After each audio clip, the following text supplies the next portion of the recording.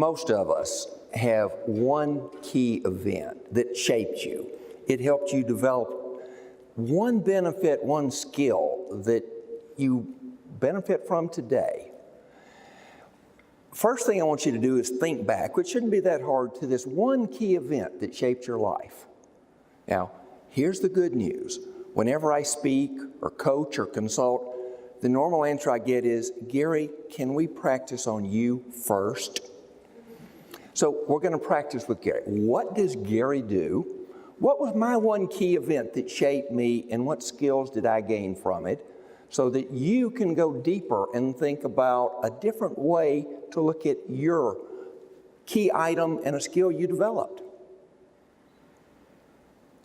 Think back. What I do now is all day, every day, I help leaders who feel like their business is a little too much of a best-kept secret, stuck, or coasting on past success.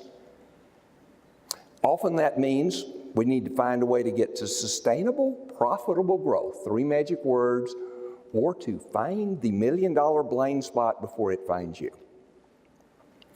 Think back to 1990. Back to the Future Part 3 is playing, and the USSR is splitting into what will become 15 different republics. A lot of change, a lot of uncertainty. Probably similar, you're thinking of some of what we're doing today. About this time, I am living in semi-tropical Coral Springs, Florida, with my wife, Kathy, Gary Jr., our beloved poodle, Bo. I have just finished a year helping bring a very radical idea to this world. Rally's Hamburgers, 99 cents, high-quality food, speed. I helped bring a major unit. We went from $1 to $10 million and sustainable, profitable growth in 1 year. I'm looking for the next great thing. And as I do this, a friend and colleague and now 30-year client and friend says, Gary, come over and help me in Liverpool, England, in the winter. What Charlie wanted me to do is, this Fortune 500 company was getting ready to have a world global pilot to re-engineer their supply chain, change the software, and do everything else known to mankind. Total quality, you name it, we were going to do it. During the process, every one of his C-suite came up and said, hey, Charlie, get Gary to run this 3-year project for us. But there's a small problem. You see, I didn't want to do this. I had taken a year to move my family from Houston to South Florida. They couldn't come with me. Secondly, this was going to be sort of difficult because I didn't tell you, but they had started this computer conversion and upgrade 8 different times and never finished one. And corporate, that's Pittsburgh, said the person coming in, we want them to understand that if they don't save enough money by the end of year 1, there will be no year 2. Plus, I did not know how to drive on the proper side of the road. I thought, with your Coca-Cola, you must have ice. And only Rudolph the Red-Nosed Reindeer must know what to do in snow. I sure didn't.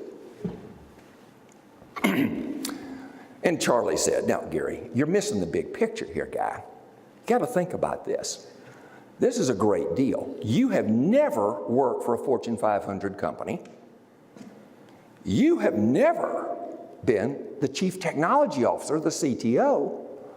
And 3, you do not have global international experience. Plus, I'd appreciate it if you came and help me. Now, how can you turn that down? Who are the people I was helping? H.H. Robertson UK was a $150 million division of Robertson Seco, building products. think of great big steel buildings, heavy things with steel roofs. Now, to do that, you have to go out and erect that periodically. You've got to get supplies there. So you really have a manufacturing company that has logistics, construction, and service, a mini holding company, with Pittsburgh looking at every month's report. Now, the what we did and where we got to there, that's, be glad to tell you that in another speech. How did this turn out for the people?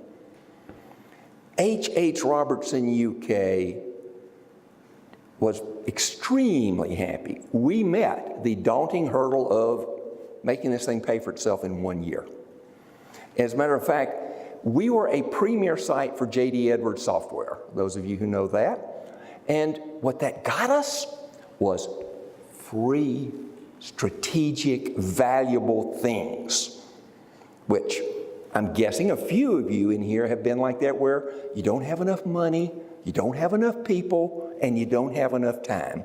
Free is really, really good then.